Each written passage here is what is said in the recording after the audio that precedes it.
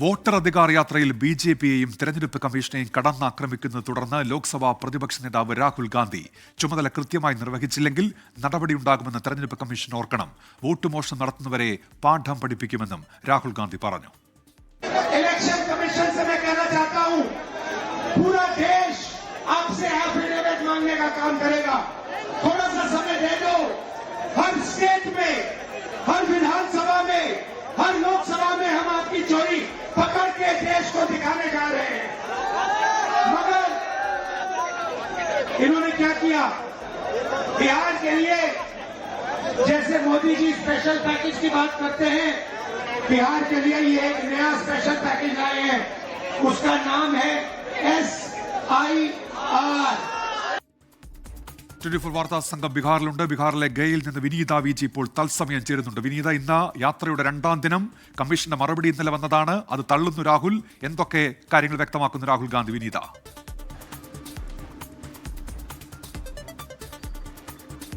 ഉന്മേഷ്, ഞാനിപ്പോൾ ഗയയിലാണുള്ളത്. എനിക്ക് പിന്നിലായി കാണുന്ന അല്പ ദൂരമുള്ളൊരു വേദിയുണ്ട്. ആ വേദിയിലാണ് ഇപ്പോൾ പരിപാടികൾ നടന്നിരിക്കുന്നത്. പരിപാടികൾ ഇന്ന് റാലി നമ്മൾ നിൽക്കുന്ന ഈ ഗയയിലാണ് അവസാനിച്ചത്. തുടർന്ന് നേതാക്കളൊക്കെ തന്നെ അല്പസമയം മുൻപാണ് തിരികെ പോയിട്ടുണ്ടായിരുന്നത്. പ്രവർത്തകരൊക്കെ അല്പസമയം മുൻപാണ് പിരിഞ്ഞിട്ടുണ്ടായിരുന്നത്. ഇന്ന് ഏറ്റവും പ്രധാനമായി പറയേണ്ടത് ബി.ജെ.പിക്കും ഒപ്പം തന്നെ തെരഞ്ഞെടുപ്പ് കമ്മീഷനും ഒക്കെ എതിരെ രൂക്ഷമായിട്ടുള്ള വിമർശനങ്ങൾ നേതാക്കൾ കഴിഞ്ഞ ദിവസങ്ങളിലൊക്കെ ഉന്നയിച്ചിട്ടുണ്ടായിരുന്നു. ഇതിന് പിന്നാലെ ഇപ്പോൾ മുഖ്യ തെരഞ്ഞെടുപ്പ് കമ്മീഷണർക്ക് കൂടി രൂക്ഷമായിട്ടുള്ള ഭാഷയിൽ തന്നെ വിമർശനം ഉന്നയിച്ചിരിക്കുകയാണ് രാഹുൽ ഗാന്ധിയും തേജസ്വി യാദവും. അതിൽ തേജസ്വി യാദവ് പറഞ്ഞത് ബി.ജെ.പിയിൽ ജ്ഞാനേഷ് കുമാർ അംഗത്വം സ്വീകരിച്ചിട്ടുണ്ട് എങ്കിൽ അതിൽ മടി കൂടാതെ അക്കാര്യം തുറന്നു പറയണമെന്നായിരുന്നു തേജസ്വി യാദവിന്റെ വിമർശനമുണ്ടായിരുന്നത്. ഒപ്പം തന്നെ ബീഹാറിൽ വോട്ടുകൊള്ള അനുവദിക്കില്ലെന്നും മറ്റ് സംസ്ഥാനങ്ങളിൽ നടത്തിയ വോട്ടുകൊള്ള അതിന്റെ ഒരു പുതിയ രൂപം, പുതിയ പദ്ധതി എന്ന നിലയിലാണ് വോട്ടർ പട്ടിക പരിഷ്കരണവുമായി ബീഹാറിൽ തെരഞ്ഞെടുപ്പ് കമ്മീഷൻ എത്തിയിരിക്കുന്നതുമായിരുന്നു രാഹുൽ ഗാന്ധി ഒരു പരാമർശം ഉന്നയിച്ചിട്ടുണ്ടായിരുന്നത്. ഒപ്പം തന്നെ ഇത്തരത്തിൽ വോട്ടുകൊള്ള നടത്തുന്നവരെ കൃത്യമായിട്ടുള്ള പാഠം പഠിപ്പിക്കാൻ പോവുകയാണെന്നും രാഹുൽ ഗാന്ധി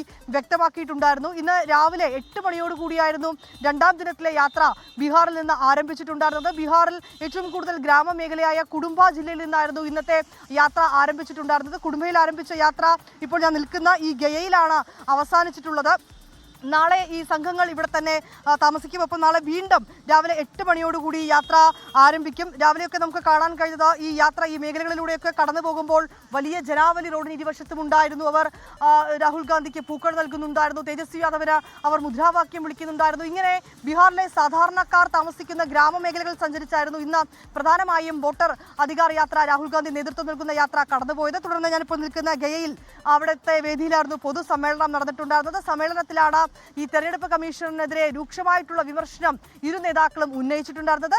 ഒപ്പം ഇന്നത്തെ യാത്ര അതോടുകൂടി ആ പൊതുസമ്മേളന പരിപാടിയോടുകൂടി അവസാനിച്ചിട്ടുണ്ട്. ഇനി നാളെ രാവിലെ 8 മണിക്ക് വീണ്ടും വോട്ടർ അധികാർ യാത്ര രാഹുൽ ഗാന്ധി നേതൃത്വം നൽകുന്ന യാത്ര ആരംഭിക്കും.